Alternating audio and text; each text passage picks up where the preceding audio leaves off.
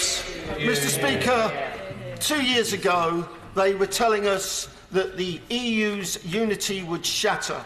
We'd be able to pick off individual countries and get a deal, and that the German manufacturing industry would change the position of the German government. The reality is that the European Union has kept a consistent position throughout these negotiations. Why?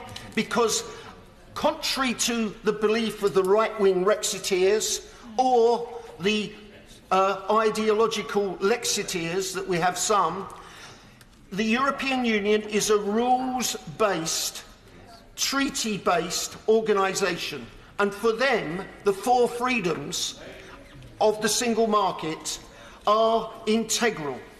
And the idea that we can cherry-pick our relationship with some kind of bespoke British deal whereby we get the benefits of, according to some people, access to the single market without being a participant in the single market is an illusion.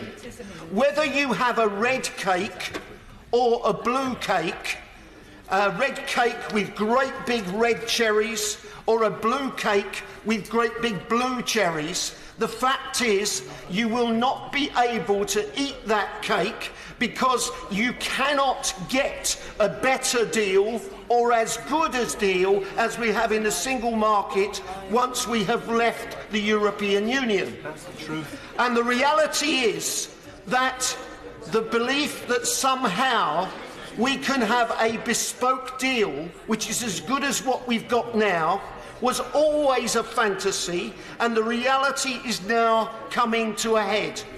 Because we wasted so much time after triggering Article 50, we've ended up with a position where the clock is ticking very, very dangerously.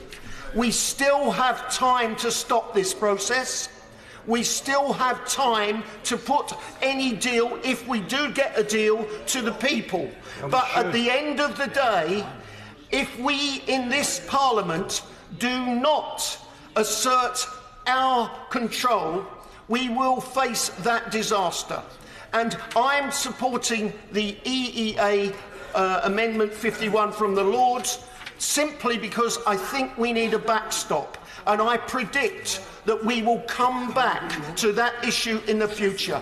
I can't support my front bench amendment because it takes out the EEA, so I will be abstaining on that.